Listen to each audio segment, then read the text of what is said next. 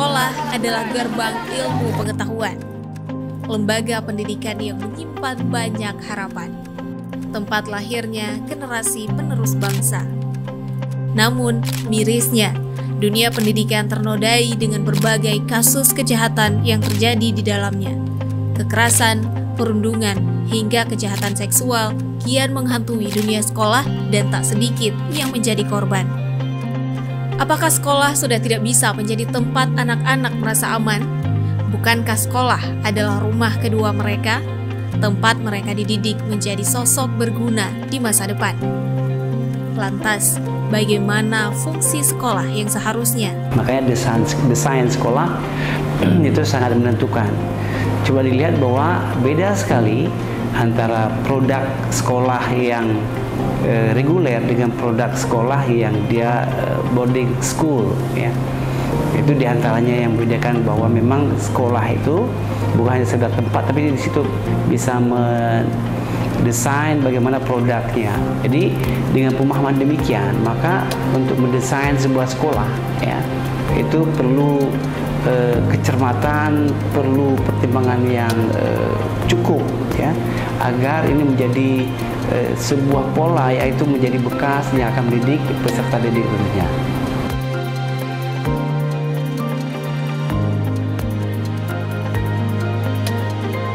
Bullying atau perundungan bisa dilakukan dalam dua bentuk. Pertama secara fisik dan yang kedua secara non-fisik. Secara fisik, adanya kekerasan-kekerasan dilakukan oleh individu ataupun kelompok kepada individu atau kelompok yang lain, sehingga ini nantinya akan menimbulkan dampak psikologis yang membahayakan bagi pertumbuhan dan perkembangan kejiwaan seseorang. Dan yang lebih membahayakan ketika bullying ini dilakukan terhadap anak, yang mereka akan berpengaruh dalam jangka waktu yang cukup lama untuk dia bisa kembali normal akibat dari kegiatan bullying yang dilakukan. Porno ini sangat berpengaruh pada tumbuh kembang intelektualitas, intelijensia seorang anak dalam masa perkembangannya. Di kalangan para peneliti, para ahli di bidangnya, mereka sering menyebut pornografi itu dengan narkolema. Bila kita mengenal ada jenis-jenis narkoba, maka pornografi adalah salah satu bentuk narkoba tersebut.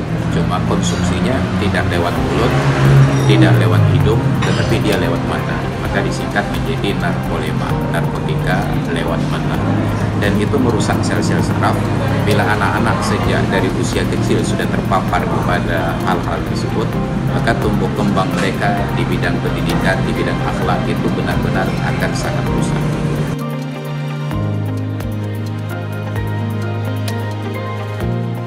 Kalau kita berpegang dengan pendapat yang paling ringan saja, bahwa rokok itu adalah hukumnya makruh, ya. Itu artinya bahwa merokok itu adalah kurang baik. Itu makna adalah makruh. Artinya kita diharapkan untuk meninggalkan. Walaupun kalau kita buat dalam pemahaman hukum taklifi makruh tidak berdosa, tetapi tetap baiknya adalah meninggalkan. Jangan bermain-main dengan narkoba, karena narkoba bisa membuat seseorang anak kehilangan ayah, tapi ayahnya masih hidup. Seseorang sedang merdeka tidak merdeka karena harus masuk ke dalam bui. Kemudian paling parah lagi rusaknya pemikiran dan sikap dari baik menjadi brutal, dari peduli menjadi apatis. Dan itu semuanya adalah ciri-ciri membuatkan individu itu akan hancur. Semakin ramai pemakai, maka akibatnya berdampak sangat luas, yaitu bangsa kita kehilangan generasi yang kita harapkan dia memiliki pengetahuan, memetai sikap yang mulia, pribadi akhlakul karimah. Dan ini harapan dari sebuah tujuan salah satu daripada dunia pendidikan. Karena merokok itu kalau sudah mencoba sekali, dengan zat adiktif yang ada, itu akan nanti menggiring orang itu untuk lanjut merokok sampai ke tahap candu, sampai mungkin ke tahap beralih kepada perkara yang lebih besar, yaitu sabu-sabu dan sejenisnya. Mewujudkan generasi emas penerus bangsa tidak hanya menekankan pada kecerdasan intelektual anak, namun juga mengutamakan kecerdasan spiritual dan karakter atau akhlak yang mulia. Kesuksesan seseorang itu sangat tergantung kepada akhlaknya. Setinggi apapun ilmunya, jika tidak dibarengi dengan akhlak, maka itu akan sia-sia. Karena al-adabu fawqal alami. Adab itu, akhlak itu berada di atas ilmu. Maka oleh sebab itu sangat penting sebuah internalisasi nilai kepada siswa, kepada mahasiswa, dan kepada siapapun. Keberhasilan proses pendidikan bergantung pada banyak hal. Salah satunya suasana sekolah yang aman dan nyaman. Karena memang begitulah seharusnya sekolah, tempat di mana para anak merasa aman, nyaman, dan bahagia.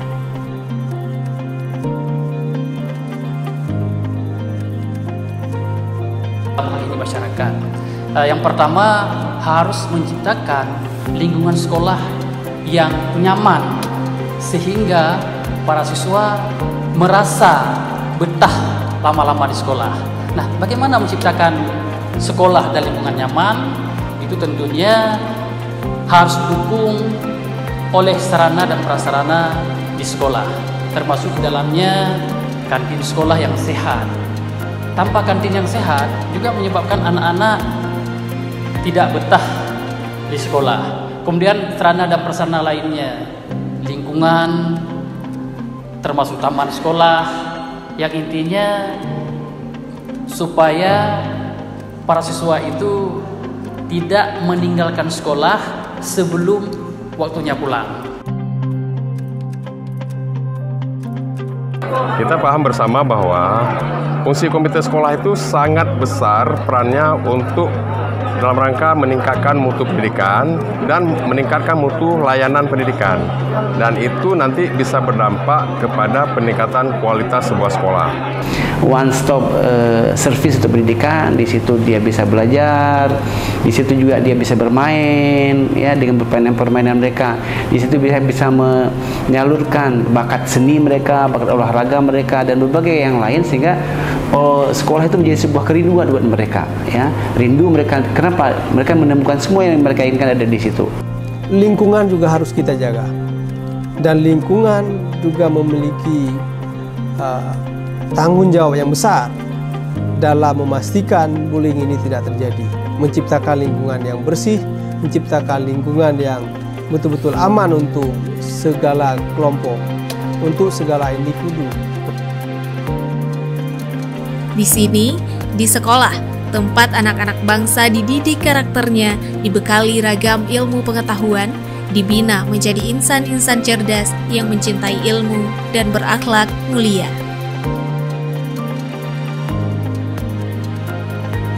Ada beberapa upaya untuk mengajarkan anak-anak kita senang membaca. Yang pertama, itu tentunya ada keterlibatan kita sebagai orang tua, sebagai wali dari anak-anak kita untuk memberikan contoh bahwa kita juga terlibat senang dalam membaca. Kemudian selain itu kita juga tentunya sesekali tidak salah juga kita memberikan reward kepada anak kita sehingga ini membangkitkan motivasi mereka untuk terus senang membaca. Guru menjadi contoh untuk yang lain, orang tua menjadi contoh untuk anak-anak, kakak menjadi contoh untuk adik, dan terusnya begitu. Ini harus dibangun saya pikir ya, sehingga pendidikan karakter yang tadi itu bisa terbentuk dengan baik. Terima kasih.